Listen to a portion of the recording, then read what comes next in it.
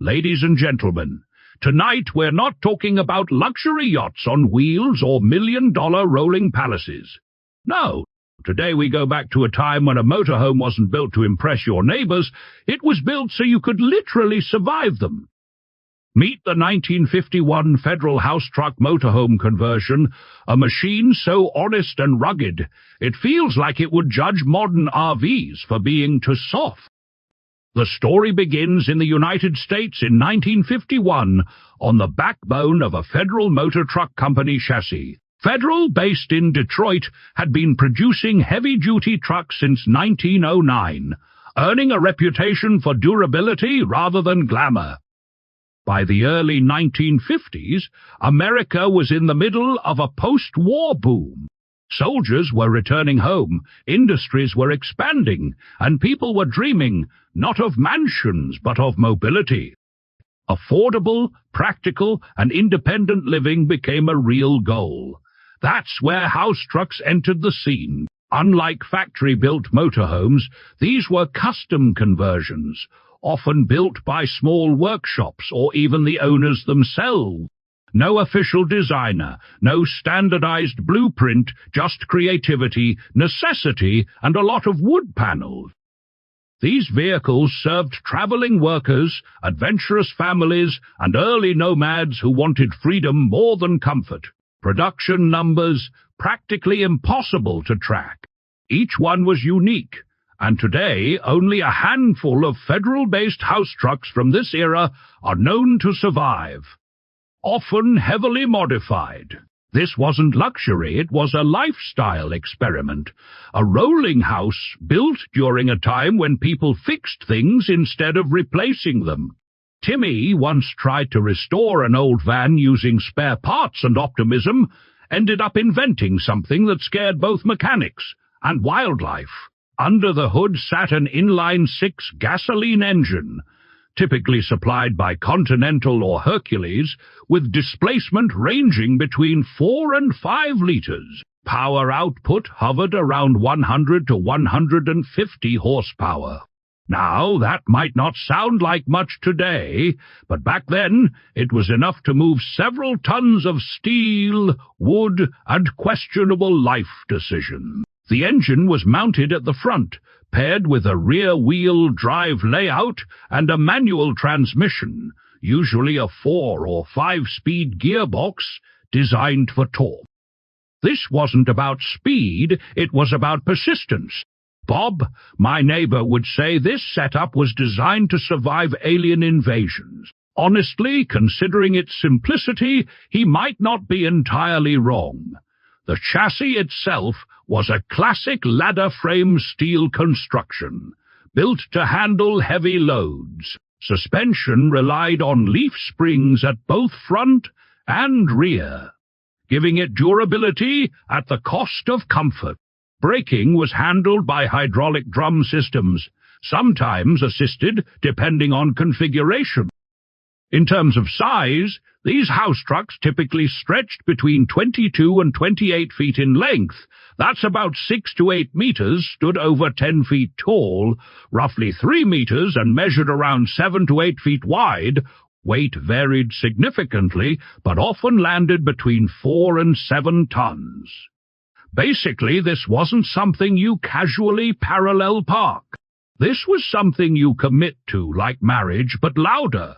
The living compartment was where things got interesting. Built directly onto the chassis, it was usually constructed from a wooden frame with metal paneling. Inside, you'd find basic sleeping quarters, a compact kitchen, storage cabinets, and sometimes even a wood-burning stove or early propane system. It wasn't glamorous, but it worked, and more importantly, it was yours. Performance-wise, this machine wasn't winning any races. Top speed rarely exceeded 50 to 60 miles per hour, which is about 80 to 96 kilometers per h. Fuel consumption, let's just say it made frequent stops part of the adventure, averaging somewhere between 19 to 29 liters per 100 kilometers. But here's the thing, it didn't need to be fast. It just needed to keep going, and in a world where everything feels disposable, that kind of stubborn reliability feels almost revolutionary.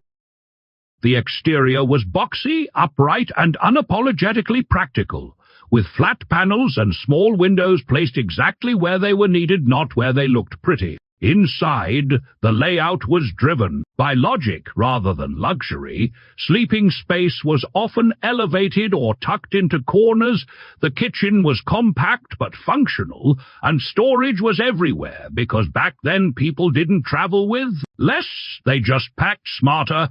Timmy once tried to organize a camper like this and ended up storing socks in the oven and tools in the bed.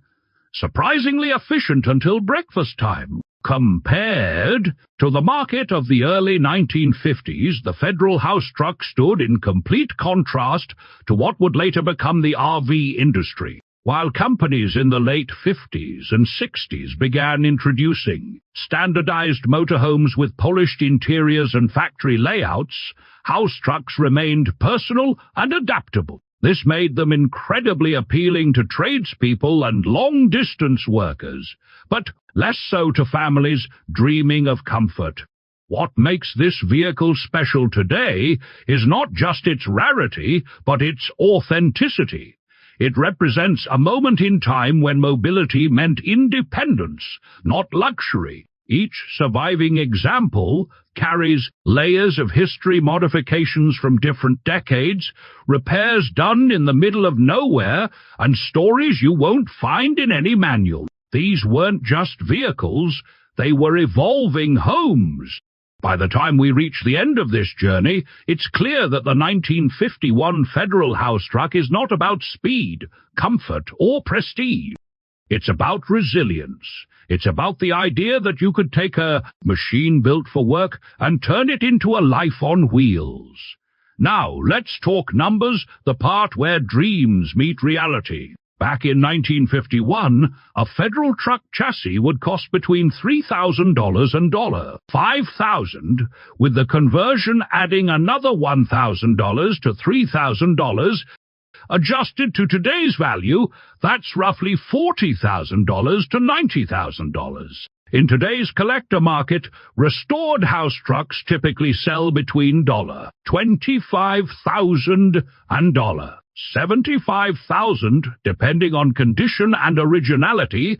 Exceptional examples can push higher, especially when documented history is involved.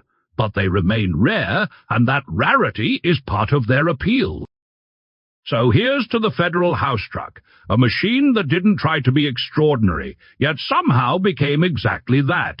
And a huge thanks to the channel sponsors, you legends keeping this rolling, history alive. Without you, I'd probably be explaining trucks to Timmy while he tries to install solar panels using a flashlight. Final advice. If you ever find one of these for sale, don't overthink it. Just make sure you bring tools, patience, and maybe a good sense of humor.